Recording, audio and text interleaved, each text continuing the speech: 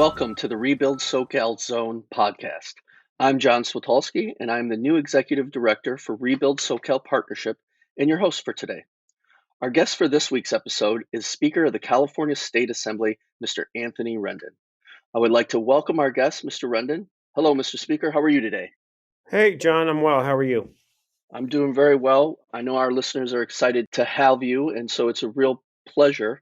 And I want to thank you for your time and for sharing your views with us. Of course, no problem. Happy to be here. Great. So, as you know, our organization advocates for investment generally in infrastructure, specifically in transportation infrastructure, to ensure our economy remains vibrant and is able to compete globally, and then also in water infrastructure, so that all Californians have access to clean, safe drinking water, which is, I know, a value that we all share. But first, I'd like to focus on the transportation side of things. COVID has brought upon major disruptions in goods movement, in the supply chain, and in the workforce needed to keep up with this disruption. How are you looking at this unique challenge, and how is the state assembly and the state overall looking to address the backlog and these broader issues at our ports? Well, first of all, it's an issue that's really important to me. And not at all abstract. I'm sitting in my district office right now, which is about 12 miles from the port of LA, about 10 miles from the port of Long Beach. If you walk through my neighborhood and talk to folks, a lot of folks, I wouldn't say most, but a lot of folks work at either port. And as you know, in Southern California, the goods movement is the economy. That's our bread and butter here in California. And for us, not only are the jobs right at the port, but also in terms of moving product from the port into the great rail yards, warehousing some of the stuff. So it's very important to me, and obviously everyone in California understands it. Patrick O'Donnell, who represents Long Beach, is the chair of our committee on ports, and he's been looking at this and other issues exhaustively. Governor Newsom just signed an executive order directing state agencies to find ways to alleviate congestion. I think that's important and helpful, and I thank the governor for his leadership. Obviously, at the same time, we know what's happened at the federal government level with President Biden jumping in and getting involved as well. And I think all of these efforts are great starts. We're going to keep coordinating with the feds who took action last week through Biden's efforts, and the president's also established a task force. But I think it's really important to be appreciative of all the workers who are working around the clock. It's great for us to hear that the ports are going to be open around the clock, and that the goods will get off the ships more quickly than they were before. It's also important to remember the human cost of that. These are folks who are going to be working hard, spending less time with their families. It's going to be sacrifices and adjustments that have to be made with respect to childcare, with respect to all sorts of different things. So, I always think it's important to, when you talk about some of the abstractions around whether it's trade or the economy, to think about the people who are involved in those efforts as well. Yeah, thanks. I appreciate that, and I know that my board of directors would appreciate the bringing up the human cost of that because it often goes unreported. It's often just, are there going to be toys on the shelves for Christmas? What is the stock market going to do? What are the economic? And that often goes unsaid. And our organization is made up of 90,000 hardworking men and women represented by labor organizations who would certainly appreciate that, which goes underreported. So thank you for that. Thank you. Appreciate that. If I could move on into a different topic inside the transportation umbrella, if you would, is the issue of our transportation infrastructure itself. The legislature, under your leadership in the past, was very wise, in our view, to pass Senate Bill 1, and the voting public was just as wise to reject a challenge overturning SB 1 in Proposition 6. And so the question is how do you view SB1 now that we've had a few years in seeing what that investment has done? How do you feel it is affecting Californians? I think it's affecting Californians in an incredibly positive way. My wife and I have a 2-year-old, and rather than flying it during COVID, flying back and forth between Sacramento and LA, we drove a lot. We just didn't want to get on the plane, baby, unvaccinated, all that kind of stuff. And it's amazing to see the huge variety of projects up and down the state, from the middle of the state, the sort of breadbasket of the state, to urban areas when you reach them along the road. So the SB1 is funding and the $5 billion provided every year by SB1 are funding a huge variety of projects. And again, and the jobs to make those projects happen are a result of SB1 as well. I think it's important to point out. I read a study the other day from the National Bureau of Economic Research, which showed that the wear and tear on our highways had greater costs than we originally understood. I remember the last couple of days when we were trying to get the final votes for SB1. I remember then Governor Brown talking about the wear and tear on cars. And it's interesting that, the wear and tear on our highways was greatly underestimated. And I'm sure that's the case with cars as well. So I think the importance of SB1 funds are really critical in that regard. The California Transportation Commission is working on really important repair projects up and down the state that were made possible by the project. So I think it's working, and I'm proud that we passed it. Look, as far as I'm concerned, we went to great lengths to make sure that accountability matrices were built into SB1 because we wanted every dollar to be accountable, but at the same time, we also knew that efforts around infrastructure and transportation were going to be ongoing. So we're continuing to watch how every dollar is spent Mhm. because, at some point, I only have 3 years left in the legislature, but at some Mhm. point, I'm sure future generations of legislators are gonna need to ask voters to make sure we have more transportation infrastructure. And it's incumbent upon this generation of legislators to make sure that the dollars are spent wisely and effectively. Yeah, certainly. That's something that will pay forward with future legislators and future voters. Our organization, our constituents really believe that the SB1 funds and continued investment in all sorts of infrastructure really is the foundation of our economy, of the middle class economy here in California, where good jobs, good benefits resulting. And so that investment is critical. And we certainly appreciate the leadership from the Assembly, legislature, from state government on this. Mr. Speaker, finally, in terms of transportation, I wanted to get your thoughts on the high speed rail negotiations that have been ongoing between yourself, your caucus, and the governor's office. Can you talk about those dynamics and where you think this will all shake out? Sure, I think my conversations with the governor's office, I think, have been, they're, I would say, in the nascent stages and continued to be, at least at that stage, helpful and productive. I think those are honest and open conversations. There are folks within the high speed rail community who I think who've taken the debate to a different level and have sort of a different tenor about it. I'll tell you, John, where I came to sort of solidify my position on high speed rail. I had a friend who invited me to breakfast. Actually, he said he wanted to introduce me to the president of the French National Railroad.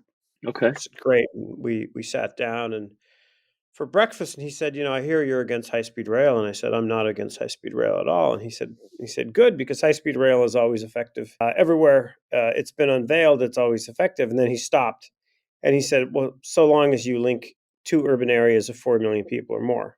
And I stopped and I said, well, that exactly seems to be the problem here in California. And I told him the communities that we were linking in the initial stages of high speed rail. And this guy from France had never heard of either community that we were linking. And I think for me, that sort of best illustrates the problem. When voters in California approved a proposition establishing the high speed rail authority and approving the concept of a high speed rail system in California, they were sold on Los Angeles to the Bay Area. That's what they were sold. Mhm. Now we're being told that it's going to be essentially northern Kern County, not Bakersfield, not the largest city in Kern County, not Bakersfield, but northern Kern County to Madera. That's the current plan for high speed rail. I've been on high speed rail in, I don't know, 4 or 5 countries. I never boarded it in a city that was not a major city.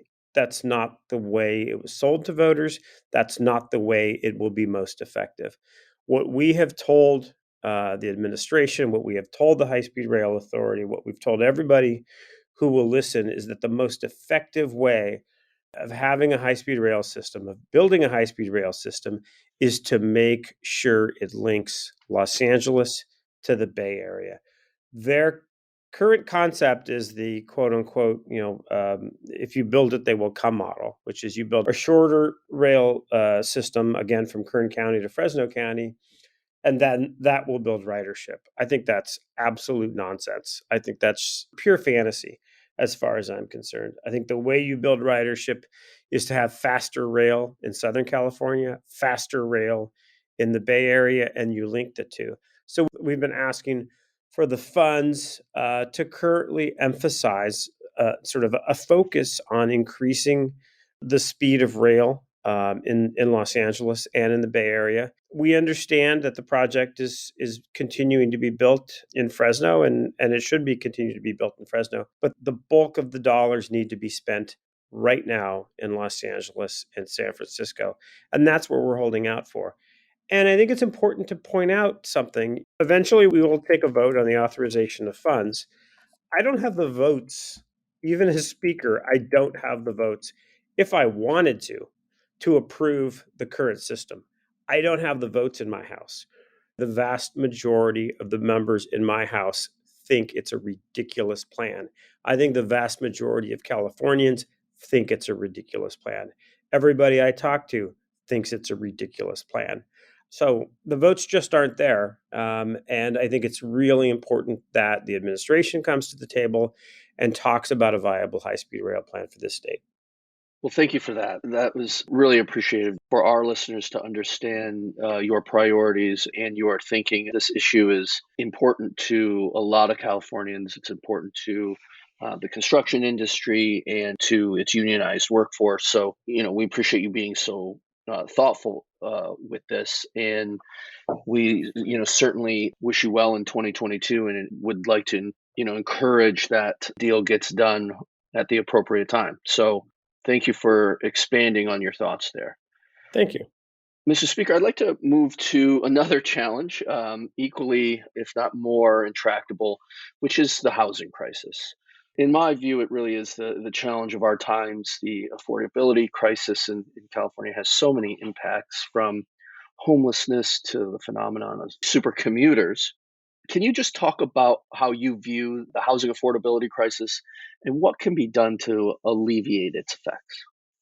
Yeah, I appreciate that. It's a good question. I agree with you, John. I do think it's the crisis of our time. And if you look recently, in my job, you look at a lot of polls, and it's something that is, I was going to say creeping up. It's not creeping up, it's shooting up in terms of, being one of the largest concerns that Californians have. That being said, I'm really proud of the work we did last year, well, which is this year, this past session, which ended in early September, the work that we did to advance affordable housing policy in this state. We passed two really hard fought bills, SB 9 and SB 10. And both of them, I would say, sort of promote the building of affordable housing, and they certainly provide more construction jobs across California as well. In terms of the budget and other sort of programmatic spending, we're investing about $12 billion to fight homelessness over the next couple of years. And we've set aside nearly $2 billion to tackle affordable housing with respect to the backlog that exists. This is really important. I think it's essential at the outset. But at the same time, we know it's housing production is the issue. We know the more units we get online, the more the housing stock rises, the more the cost of housing will drop as well. So we need to stay on this. As I always say, the housing crisis took a generation for the crisis to develop. It'll take a significant amount of time and a tremendous amount of effort for us to fix it. Yeah, agreed. Well, that's exactly right. It took a long time to create, and I agree it'll take a long time to solve. It's a very complicated issue with a lot of variables that are very difficult to manage in this policy debate. So, thank you for your explanation on that, Mr. Speaker. I want to look towards 2022. Can you give our listeners a window into the upcoming legislative session in the new year and what your and your caucus's priorities will be? Well, I appreciate the question, but it's to a large extent, I think it's going to be a lot of the same. I mean, we're going to continue to deal with this housing crisis. Like I said, it's a crisis that took a long time to develop and will take a long time to address. With respect to housing, to a large extent, we built in sort of a carrot and stick approach to making sure and holding cities accountable for developing housing stock, and oversight over what the cities are doing at the local level is incredibly important. And staying on that, I think, is absolutely essential. We are suffering from a drought, as you know. And I think it's about to rain in the Bay Area any minute now, and that's great. But no matter how many drops we get, it won't be enough. And we need to definitely deal with our water situation. It's something that water is an issue that has been problematic throughout the state's history. In my own district, delivering clean water has always been a challenge. And if you talk to my colleague Joaquin Arambula in Fresno, he'll tell you certain parts of his district don't have clean water. If you talk to folks in Eduardo Garcia's district in Coachella, he'll tell you that there's a lack of access to clean water there as well. So we're going to certainly continue to deal with the water crisis, and then we know that there's a whole host of other things, whether it's wildfires and making sure that we hold utilities accountable for some of the programs that we've asked for them to employ. I think that'll be really important. And then in about, let's see, what's the date? In about a week, I'm going to be leaving for Scotland for the climate conference. Yeah, it'll be good going with the delegation, including Eduardo Garcia, who's the assembly, my delegate to the California Air Resources Board, Al Maritsucci, another environmental leader, Luz Rivas from the San Fernando Valley. We're all going to be in Scotland. And I think climate issues are something. The last time I went to a climate conference was, I believe, 2016. And at that time, we were so proud of all that we had done as a state, and we really considered ourselves at the forefront. It's interesting how a few years changes things. I think we in California remain dedicated to the issue of addressing climate change and even being at the vanguard. But we've sort of stumbled on a couple of bills recently. So for me, this is an opportunity for us to see what other entities are doing at the national and subnational levels, but also an opportunity to kind of make sure that our caucus and our legislature recommits itself to addressing the climate crisis. Yeah, well, we appreciate that. And that is, again, such a complicated issue. And I know that the construction industry and its workers are very attuned to climate change policies and greenhouse gas emission reduction strategies because oftentimes it can effect, either positive or negatively, or at least the perception is that it will affect or harm the construction industry growth development. So, for a future conversation, if you would join us, perhaps we can go a little bit more in depth onto some of those climate change policies, perhaps into 22 after you've had a chance to digest what's going to take place in Scotland and dig into the legislative new year. We would greatly appreciate that Yeah. conversation. But Mr. Speaker, thank you for bringing up the issue of water. It's something that I had front and center for us to talk about, and I went right to the housing crisis. So if I could just ask you just a follow up question on the issue of water.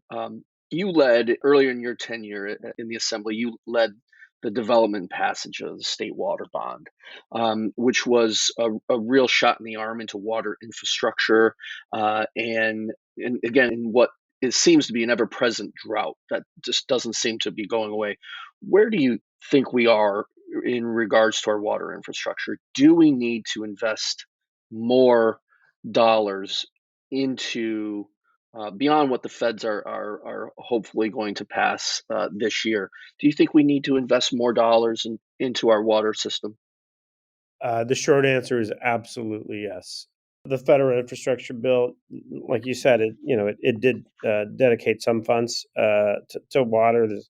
It'll set aside many billions of dollars actually for water infrastructure projects across the country, and something that's hugely beneficial here in California. But our water systems was made up of various components.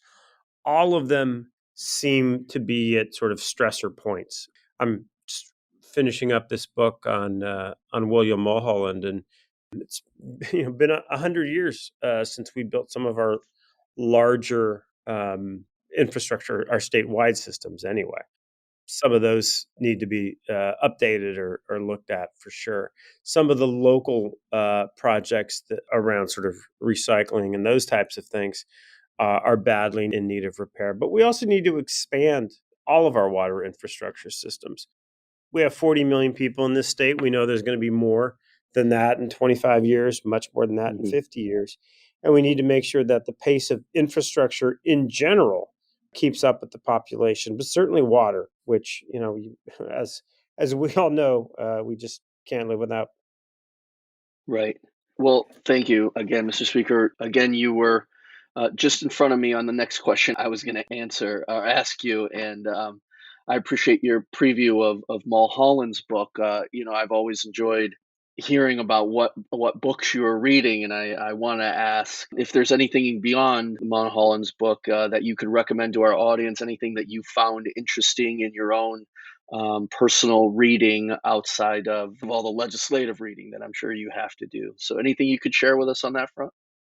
Yeah, I mean, it's funny. That's like the Mulholland book is as close as I get to reading about politics, I guess. As you know, John, I'm a big reader.